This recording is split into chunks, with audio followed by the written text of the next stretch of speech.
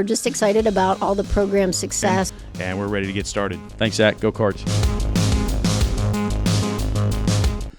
For Wheeling University Athletics, I'm Zach Ziegler. It's time for another edition of the Chris Richardson Show. Currently joined by Wheeling University head men's basketball coach Chris Richardson. And Chris, you guys come back from break on Saturday, get a big win over Franciscan. Talk about the game and what you saw from your guys. Yeah, it was good to get a game in. You know, we had practiced for 4 or 5 days going into that game and then had an extended break, as everybody did, before that. So being able to play somebody else, work out some of the kinks, some of the things that maybe got a little rusty over break and that you just don't get in a practice situation, it was good. We got to play a lot of guys. We executed pretty well, finally started rebounding the ball in the second half, and we passed the ball pretty well throughout the game. So a lot to build on from that one. And talk about the momentum of coming back from break and getting that win and kind of how it helps propel you into your second half Mountain East Conference schedule. The biggest thing is there's like I said, things that you can get from games that you don't necessarily get from practice. Teams trying to take things away, teams trying to put you in different situations defensively where you got to make quick decisions. And so we're going to see a lot of that going forward in Mountain East play, and it was good to see it from somebody else on Saturday. But now it's time to get ready for the Mountain East again. And one guy we talked about in the beginning of the year for his defense, Alex Smith, he's really stepped up his scoring lately. He's been over 15 points in 2 of his last 3 games. Talk about what's been working for him on the floor. Thought he did a great job finishing, did a really good job in transition, turned some defense into offense. You know, he's always going to be one of our better defenders, if not our best defender, night in and night out. And the more that he can become a threat offensively, it's going to help our entire offense. He's always going to be there for us on the defensive end, on the glass. If he can continue to fine-tune his offensive game and be a threat, it just makes our offense that much harder to guard when you got multiple people on the court and 4 or 5 of them every time that you got a lineup out there, 4 or 5 different people on the court that can score. You know, it makes the defense make some tough decisions, and if they got to live with something, you know, we want what they live with to be a threat as well.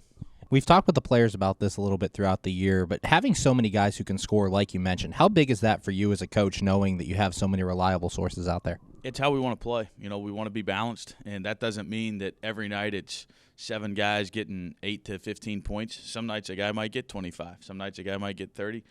But we want to have multiple options on the floor. Guys that can make shots, guys that can score close to the basket, guys that can get the free throw line, guys that can drive it. And so I think our team's really bought into that, and I think you saw that at moments in the first half and the second half when we were really, really aggressive in transition and we were aggressive driving the ball in the half court, not just to score but to get the defense in scramble mode and keep the ball moving. We talk a lot about get the advantage, keep the advantage. I thought we did a good job of that on Saturday. Currently joined by Wheeling University head men's basketball coach Chris Richardson. And Chris, now you got your eyes on the MEC schedule here in 2025. You get Fairmont State and Frostburg State this week, 2 tough teams to start things off. Talk about heading back into conference play and how you guys are getting ready. Yeah, there's no nights off. We've talked about it for as long as you've been here, Zach. No nights off in the Mountain East. Fairmont State's playing at a really, really high level.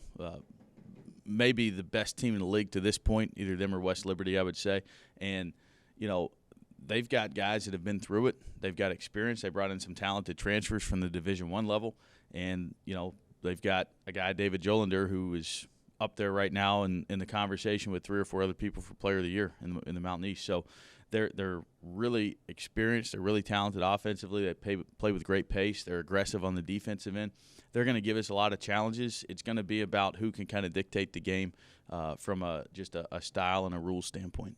And not looking past Fairmont State, but on Saturday you guys are going to have your alumni day for your Frostburg State game. Talk about that day, kind of what it entails and what it's going to be like having so many players back. Yeah, it's always great to get our players back. All players that have ever played here from 1956 all the way up through present day, you know, you're always welcome back. I hope you know that. And we would not be here if it weren't for our alumni and the people that came before us and how much they mean to our program. And every day that we practice, every day that we play, we want to do something that makes them proud. And you know, we want people to walk around proud to be a Cardinal. And so Alumni Day is a big day for us. We've been able to grow it a little bit each year.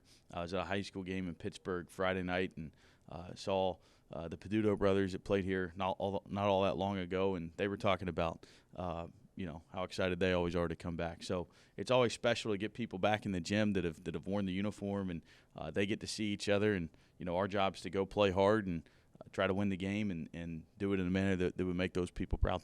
And as you guys get ready for this week, talk about some of your goals as you get back into conference play and begin to try to play your best basketball here in January and February. Yeah, you just said it. That's the goal. Continue to strive to play our best basketball as we go down the stretch of the season. For us, that comes down to sticking to our identity. We've talked about it all year, and having good practices going into that, building on it. Monday was a tricky day because of all the snow and the ice, and pretty much all our guys live on campus or right next to campus, so we still practiced. Weren't able to go live, but we were able to get a lot done. We got a lot done working on our offense, working on scout, working on our defense. So just the approach that our team had got me excited about the rest of the week. That they've been really mature in their approach for the most part this year, and especially since we came back from break. And so really excited to be in the gym with them every day and see where we can all go together.